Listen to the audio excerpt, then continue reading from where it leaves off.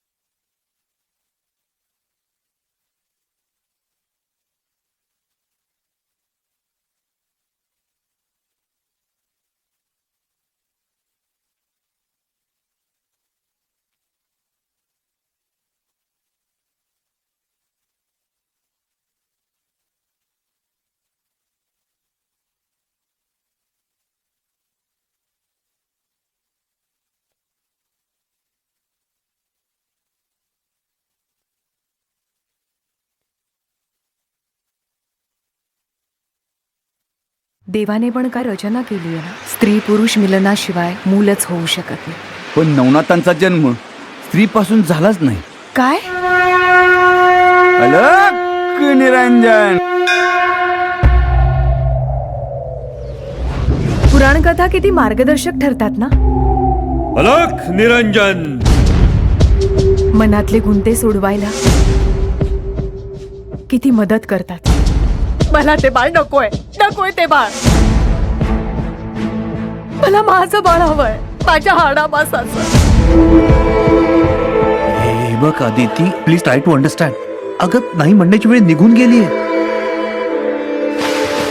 चिंताक्रांत दिसताय. अलख निरंजन म्हणा. नाथांच्या आशीर्वादाने सगळं काही ठीक होऊन जाईल.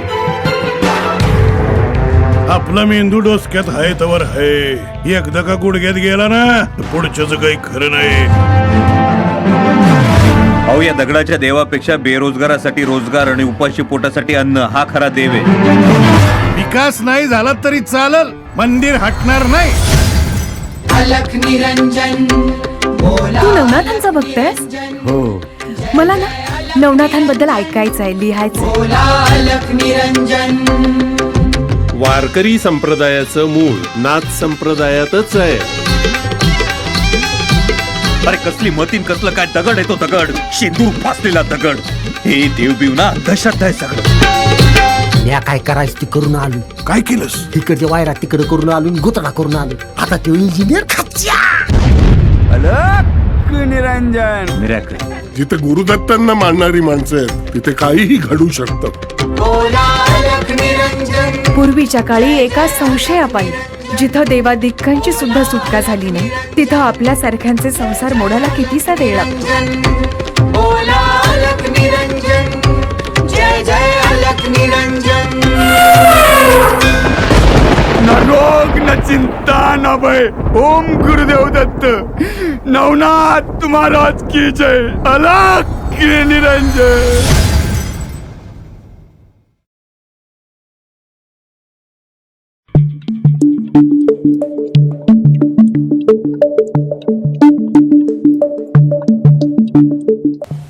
कसं असतं आपण एखादी गोष्ट ध्यास घेतो किंवा कुठली तरी शक्ती किंवा कुठला तरी आशीर्वाद आपल्या पाठीशी हवा. कधी कधी काही गोष्टी पैशानं होत नाहीत, पण मला असं वाटलं किंवा मी अनुभवलं की जर तुम्ही एखादी अंतकरणातून एखादी हाक देता, साथ देता, तेव्हाच भगवान परमात्मा असेल किंवा कुठली वेगळी शक्ती असेल ती तुमच्या हाकेला बरोबर साथ घालते. त्याच्यामुळं हे करणं माझ्याकडे वारकरी संप्रदायाचा परंपरागत वारसा असणे. माझी आज आई 21 वर्ष, आज 21वं वर्ष झालं गेल्या वर्षी आळंदी ते पंढरपूर डोक्यावरती तुळस घेऊन वारी करते. त्याचा कुठेतरी मला फायदा झाला, ते संस्कार माझ्यावरती राहिले. आणि मी चुकीच्या विषय म्हणणार नाही, पण काहीतरी वेगळं एकदा अध्याय जर वाचला आपण तर आपली संकट दूर होतात अशी परंपरा आहे, भक्ताची कामना आहे, मनोकामना आहे. मग मला असं वाटलं की जर हा पूर्ण अध्यायच आपण लोकांच्या समोर मांडला भक्तिभावानं तर त्याच्यातून किती लोकांना सुख मिळेल. आणि श्रद्धा म्हणा किंवा अंधश्रद्धा, आपण एखाद्या मंदिरात जातो, मस्जिदमध्ये जातो, चर्चमध्ये जातो, तिथं जातो, नमन करतो, दर्शन घेतो, पण तिथून जी काही शक्ती मिळते, तिथून जी काही ताकद मिळते ती आपल्या कुठल्या दवाखान्यात मिळत नाही. त्याबद्दल त्याच्यामध्ये पॉझिटिव्ह एनर्जी म्हणतो. मग माझ्या हिशोबानं ती पॉझिटिव्ह एनर्जी मिळण्याचं काम हे सद्गुरू गुरु दत्तात्रय किंवा नवनाथ करतात. म्हणून हा मी ध्यास घेतला आणि आज तुमच्यापर्यंत पोहोचलोय.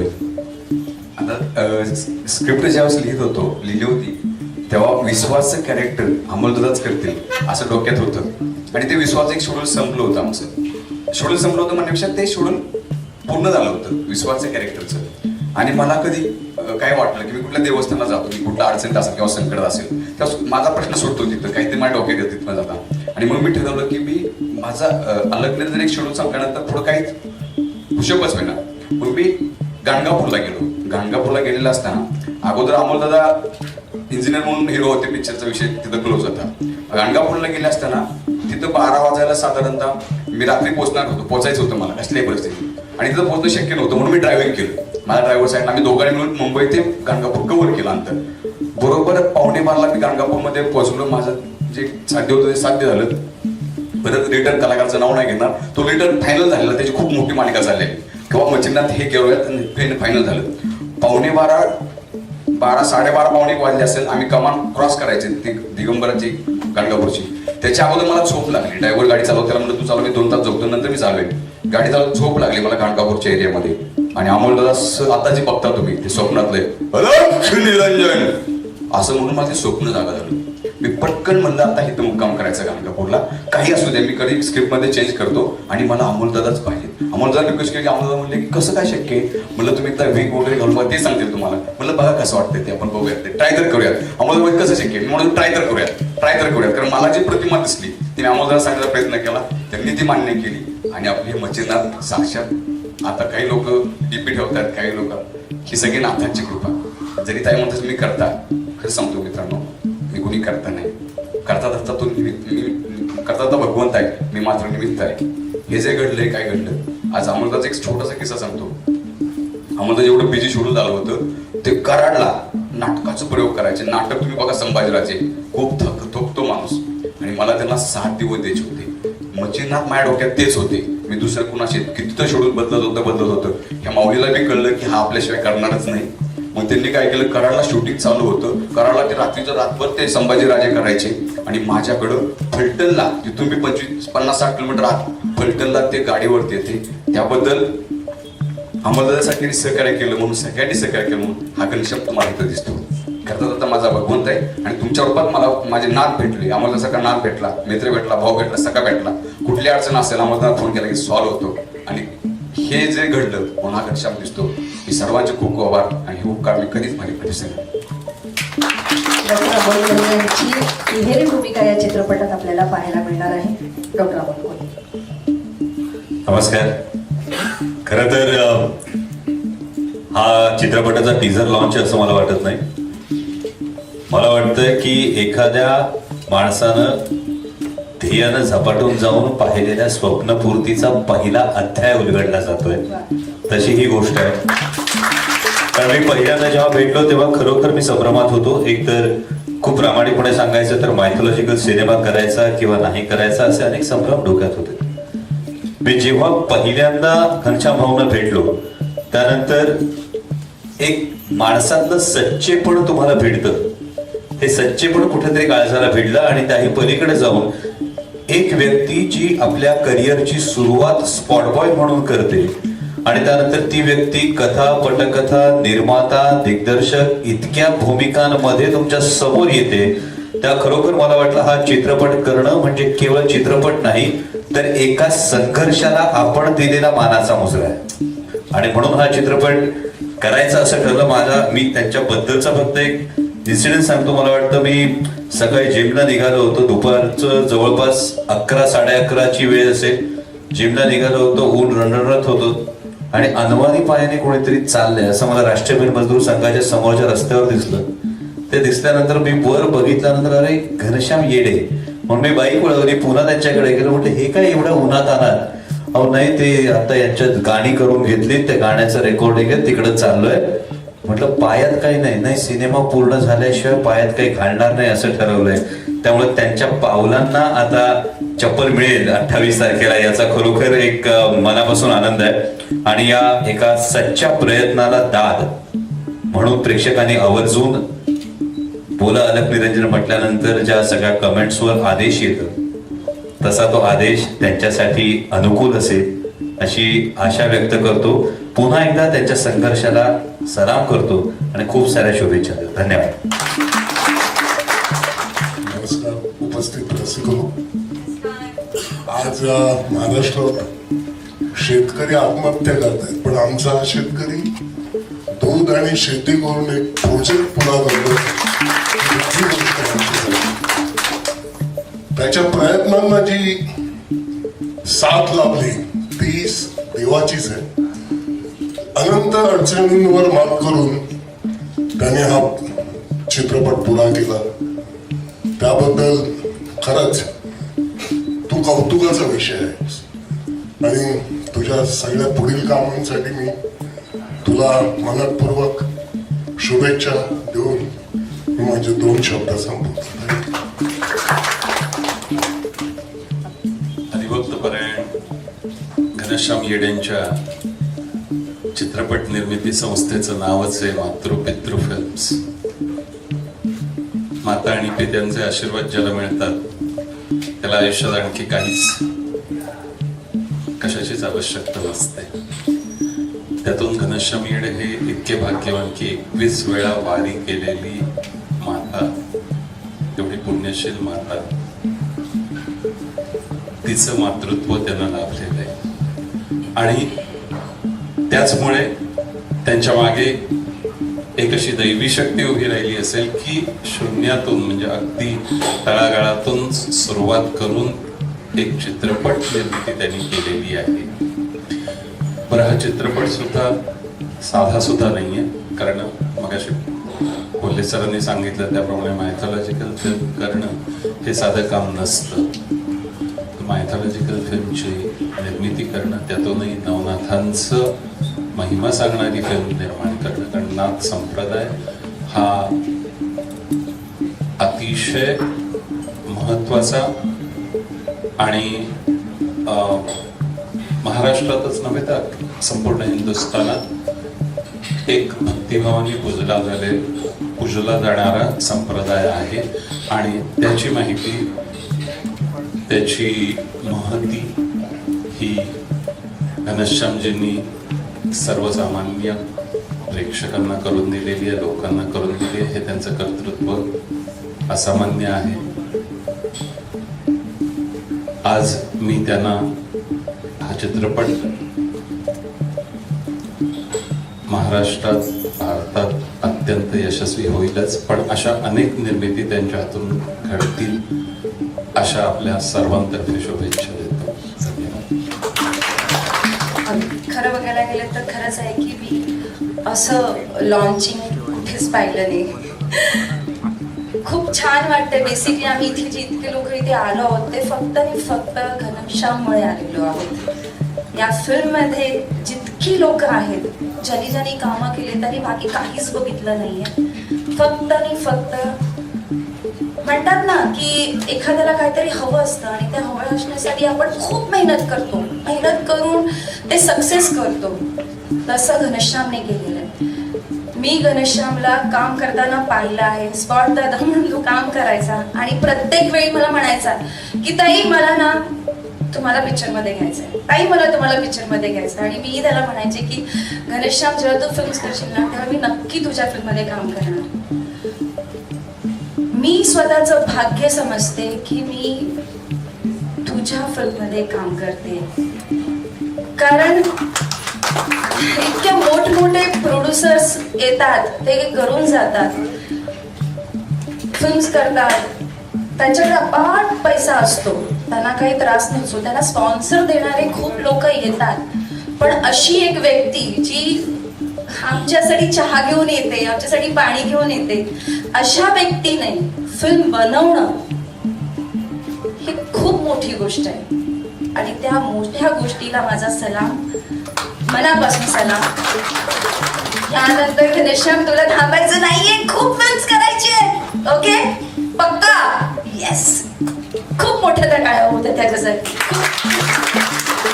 सर्वात प्रथम मी घनश्याम दादा यांच्याबद्दल बोलेन, कारण जेव्हा घनश्याम दादा माझ्याकडे ही स्टोरी घेऊन आले होते तेव्हा मी खूप दुःखात होते, कारण तेव्हा माझे आई बाबा दोघांची डेथ झाली होती. आणि अशा दरम्यान माझी एक सिरियल पण चालू होती, बेदुणे 10. त्या दरम्यान त्यांनी मला ही स्टोरी ऐकवली होती. तर मला आधी असं वाटलं की हा सिनेमा पौराणिक आहे, मी करू की नको. आणि मेंटली मी प्रिपेअर नव्हते की मला जमेल की नाही. मी खूप दुःखात आहे, कारण काही वर्षांपूर्वी माझा भाऊ सुद्धा वारला होता. तर खूपच मी दुःखात असल्यामुळे मी त्यांना म्हटलं की मला थोडासा वेळ द्या, मग मी तुम्हाला सांगते मी सिनेमा करेन की नाही ते. पण कथा ऐकल्यानंतर मला 2-3 गोष्टी खूप कनेक्ट झाल्या. एक तर नवनाथांची कथा, म्हणजे मला असं वाटलं की माझ्या आईनीच माझ्याकडे ही कथा पाठवलेली आहे, कारण माझे आई बाबा नवनाथांचे भक्त होते. आमच्या घरात पारायणं चालायची. माझी आई सुद्धा पंढरपूर किंवा पुण्याला यायची. तर मला असं वाटलं की हा कदाचित मेसेज आहे माझ्या आईकडून की तू ही फिल्म करावी. आणि मी लगेच दादांना फोन केला की मला तुमचा सिनेमा करायचा आहे.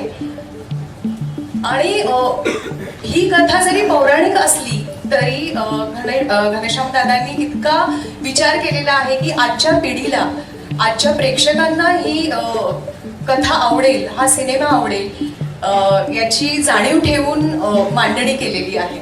तर खूप चांगला सिनेमा आहे. माझा रोल सुद्धा एक अनाथ मुलगी, जिचं नाव आहे अदिती, जी खूप वेल एज्युकेटेड आहे आणि खूप धार्मिक आहे. दुसरं कनेक्शन म्हणजे मीही स्वतः खूप धार्मिक असल्यामुळे ही दुसरी गोष्ट कनेक्ट झाली. आणि तिसरी गोष्ट म्हणजे इतके सगळे मोठे कलाकार होते, अनुभवी कलाकार होते. तर म्हटलं अजून एकदा मला सगळ्या कलाकारांसोबत काम करायची संधी मिळेल आणि कुठेतरी मी माझ्या दुःखातून बाहेर पडेल. आणि घनश्याम दादांबरोबर काम करायला मिळालं म्हणजे खूप मोठी गोष्ट आहे, कारण त्यांचा प्रवास आणि माझा प्रवास फार वेगळा नाहीये. ते स्पॉट दादाच्या लेवल पासून ते अगदी प्रोड्युसर पर्यंत त्यांचा प्रवास जरी असला तरी ते शेतकरी कुटुंबातले आहेत. आणि मी सुद्धा, माझे आई वडील सुद्धा शेतकरी होते. तर बऱ्याच गोष्टी कनेक्ट झाल्या. आणि डॉक्टर अमोल कोल्हे यांच्याबद्दल काय बोलायचं, सगळ्या खूप हुशार नट. आणि म्हटलं कोणाला आवडत नाही हुशार लोकांबरोबर काम करायला. म्हटलं चला सगळ्याच गोष्टी खूप कनेक्ट होत आहेत, तर आपण हा सिनेमा करावा. म्हणून हा मी सिनेमा करायचं स्वीकारलं आणि खूप छान वाटतंय. मी मनापासून दादांना शुभेच्छा देते आणि त्यांचं कौतुक करते की तुम्ही सिनेमा रिलीज करताय. कारण खूप सारे सिनेमे बनतात, सगळेच सुरुवात करतात पण ते रिलीज करत नाही. तर कलाकारांचं एवढंच दुःख आहे की आमचं काम लोकांपर्यंत किंवा प्रेक्षकांपर्यंत पोहोचत नाही, त्याचं वाईट वाटतं. पण थँक्यू सो मच. ज्ञानदेवांचे गुरु निवृत्तीनाथ, निवृत्तीनाथांचे गुरु गहिनीनाथ. वारकरी संप्रदायाचं मूळ नाथ संप्रदायातच आहे. पुराण कथा किती मार्गदर्शक ठरतात ना. बोला अलख निरंजन, रविवार 12 एप्रिल दुपारी 12 आणि संध्याकाळी 6 वाजता झी टॉकीज वर. नमस्कार, माझं नाव नागेश भोसले. आत्ताच मी बोला अलख निरंजन फार बरं वाटतंय, कारण घनश्याम हा माझा खूप जुना मित्र आहे. अनेक वर्ष हा इंडस्ट्रीत काम करतो आणि आज हा त्या चित्रपटाचा दिग्दर्शक आहे, निर्माता आहे. बोला अलख निरंजन नवनाथांच्या चमत्कारांवर आणि आपल्यातली जी माणुसकी हरवलेली आहे त्या माणुसकीबद्दलच, ती माणुसकी कशी परत यावी, माणसं माणसासारखी कशी वागली पाहिजे याचं एक सुंदर चित्रण आहे. आणि घनश्यामने खूप मेहनत करून खूप कष्ट घेतलेले आहे आणि एक सुंदर कलाकृती निर्माण केलेली आहे. उत्तम कलावंत ह्याच्यात आहेत. अमोल कोल्हे, दीपक शिर्के, सिया पाटील असे चांगले चांगले नट या चित्रपटात आहेत. चांगला कॅमेरा वर्क आहे. टेक्निकली खूप चांगला झालेला सिनेमा आहे आणि नवनाथांची कृपा चित्रपटावर आहे, घनश्यामवर आहे, आम्हा सगळ्यांवर आहे. आणि त्यांच्या कृपेने बोला अलख निरंजन प्रेक्षकांना खूप आवडेल आणि प्रेक्षकांचाही आशीर्वाद घनश्यामला मिळेल आमच्या चित्रपटात. हाय दोस्तों, मैं सूरज. अलख निरंजन का बैकग्राउंड म्यूज़िक टोटल मैंने किया है, पर जब पहली बार घनश्याम जी मेरे पास आए तो मुझे मतलब लगा कि यार आज के टाइम में ऐसी फिल्म कौन बनाता. अलख निरंजन एक अलग सा धार्मिक सा नाम था. तो जब वो मेरे पास आए तो मुझे उन्होंने बताया, पहले तो उनकी पर्सनैलिटी से बड़ा इम्प्रेस हुआ मैं. वो ना तो चप्पल पहनते हैं, ना सोते हैं, ना खाते हैं, कुछ नहीं करते हैं, बस काम काम और काम. इतना मेहनती बंदा मैंने आज तक नहीं देखा. पर जब उन्होंने मुझे स्टोरी सुनाई तो आहिस्ता आहिस्ता मैं इतना इम्प्रेस हुआ उस स्टोरी से कि करते करते करते इन्वॉल्व होते चला गया उस स्टोरी में. और कितनी जगह मतलब बहुत ज़्यादा इमोशनल हो जाता था. तो स्टोरी देख के और इनकी एक्टिंग देख के बड़ा इम्प्रेस हुआ मैं. पर जब करते करते आज ये फिल्म बनी है तो मतलब ऐसा लगता है कि कुछ अलग है इस फिल्म में. अलग बोले तो मतलब आज के टाइम में लोग रोमांटिक फिल्में बनाते हैं, एक्शन फिल्म बनाते हैं, बट धर्म के लिए कोई नहीं सोचता. बट इस जो धार्मिक फिल्म बनाई है, इससे बहुत सारे लोग को जिनको जो इस कॉन्सेप्ट से, अलख निरंजन से, नाथों से अनजान है, क्योंकि बचपन से मैं नाथों के बारे में सुन रहा हूँ, हमारे गुरुजन भी नाथों में आते हैं, तो मुझे बहुत खुशी हुई. और आज इसको जान के इतना मतलब मुझे अच्छा लग रहा है अंदर से कि चलो इस बारे में लोग जान पाएंगे कि हमारा धर्म कहाँ से शुरू होता है या इनकी क्या अहमियत है हमारे दिलों में. तो मैं बहुत खुश हूँ इस फिल्म को करके और really all the best Ghanshyam ji. और थैंक यू, आपने मुझे अपॉर्चुनिटी दी इसके लिए. Thank you so much. नमस्कार, मी विशाल बोरवकर. आमचा चित्रपट बोला अलख निरंजन आणि गीत, कथा, पटकथा, दिग्दर्शन ज्यांनी केले ते घनश्याम येडे. यांचं हे स्वप्न होतं आणि ते पूर्णत्वाला येतं आहे. त्याचं संगीत करण्याचं भाग्य मला लाभलं आहे. यात सुरेश वाडकरजी, बेलाजी आणि रवींद्र साठे सरांनी सुंदर अशी गाणी गायली आहेत आणि ती गाणी करण्याचा योग मला लाभला. त्याबद्दल मी खूप आनंदित आहे आणि तुम्हाला ती गाणी आवडतील हीच अपेक्षा करतो. धन्यवाद. नमस्कार प्रेक्षको, मी रवींद्र साठे बोलतोय. आजवर मी अनेक चित्रपटातनं गायलो, पार्श्वगायक म्हणून. अनेक कॅसेटमधनं, सीडीजमधनं गायलो, अनेक भक्तिगीतं गायली. परंतु आजपर्यंत नवनाथांचा महिमा सांगणारं एकही गाणं मी आजपर्यंत गायलेलं नव्हतं. त्याचं कारण तो विषयच वेगळा आहे. त्या मानाने कमी त्याला लोकाश्रय मिळाला असं म्हणू आपण. नवनाथ हे एका काळात आले. दत्तगुरूंच्या संप्रदायातले सगळे, इव्हन ज्ञानेश्वर माऊलींचे मोठे बंधू हे नाथांपैकीच एक होते. नवनाथात त्यांचा समावेश होतो. तर ते नाथपंथी होते राज. तर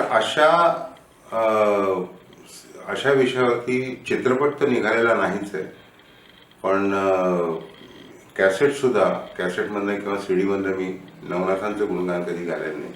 तर मी म्हटलं अवश्य गाईन आणि मला तो मोठा बहुमान वाटला की मी नवनाथांवरती एक फिल्म येते बोला अलख निरंजन. तर त्या चित्रपटामध्ये मला गायची संधी मिळाली आणि पहिलं गाणं, त्या चित्रपटातलं पहिलंच गाणं माझ्या आवाजात रेकॉर्ड झालं. मला त्याचा खूप आनंद आहे की या अशा पद्धतीनं मी आजपर्यंत धार्मिक म्हणा किंवा गुरूंची स्तुती म्हणा किंवा साईबाबांची, गजानन महाराजांची, दत्त महाराजांची किंवा टेंबे स्वामींची अशी अनेक गाणी, मी टेंबे स्वामींचा एक चित्रपट होता त्याच्यात पण मी गायलेलो. तर अशा अनेक चित्रपटात मी गायलेलो आहे, पण नवनाथ ग्रंथसारमध्ये गायचा मला जास्त आनंद झाल्याचं कारण की तो विषय माझ्याही मनात आहे, पण हा चित्रपट आठवला लागतोय. आणि घनश्याम येडे हे त्याचे निर्माते, दिग्दर्शक सर्व आहे असं आपण म्हणून. आणि त्यांनी एक वसा घेतला की एक चित्रपट निर्माण करायचा नवनाथांवरती, आणि त्यासाठी ते गेले अनेक वर्ष प्रयत्न करतात. आमच्याकडनं या स्वरूपात आम्ही केली, गाण्याच्या स्वरूपात, आणि मला त्याचा जास्त आनंद होतो. खरंच मलाही बघायला आवडेल, आपण सर्वही बघा हा चित्रपट. आणि नवनाथांची जी महती आहे किंवा नवनाथांचा जो महिमा आहे त्यांच्या संबंधी जास्त जाणून घ्या, आणि आपला सर्वांचा पाठिंबा, आशीर्वाद या चित्रपटासाठी द्या, असंच मी आपल्याला विनंती करतो. नमस्कार. नमस्कार, मी सुरेश वाडकर. अलख निरंजन नावाचे खूप चांगला चित्रपट आपल्यासमोर येतोय. 5-6 वर्षापूर्वी मी माझे मित्र घनश्याम येडे आले होते मुंबईला. त्यांनी मला एक गाणं ऐकवलं होतं, मला खूप आवडला होता मुखडा त्याचा, आणि मी त्यांना म्हटलं की मी हे गातो म्हणून. आणि ह्या सिनेमात ते गाणं आहे, त्याचं पोस्टर तुम्हाला इकडे दिसतंय. खूप छान सिनेमा बनवला आहे, आपणही बघा. हा चित्रपट प्रदर्शित होतोय, आपण सगळ्यांनी या चित्रपटाला बघावं, आपला अभिप्राय कळवावा, आणि आमच्या घनश्यामजींना खूप खूप आशीर्वाद द्यावे की हा चित्रपट त्यांचा खूप यशस्वी हो. सगळ्या महाराष्ट्रभर आणि जिथं जिथं यांना आपल्या नाथांना मानतात त्या सगळ्यांनी हा चित्रपट मुद्दाम बघावा अशी मी विनंती.